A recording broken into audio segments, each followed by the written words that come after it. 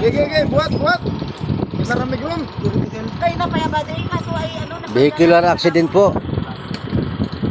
Nahagip ng Hilux. Nahagip ng Hilux po, iniwanan.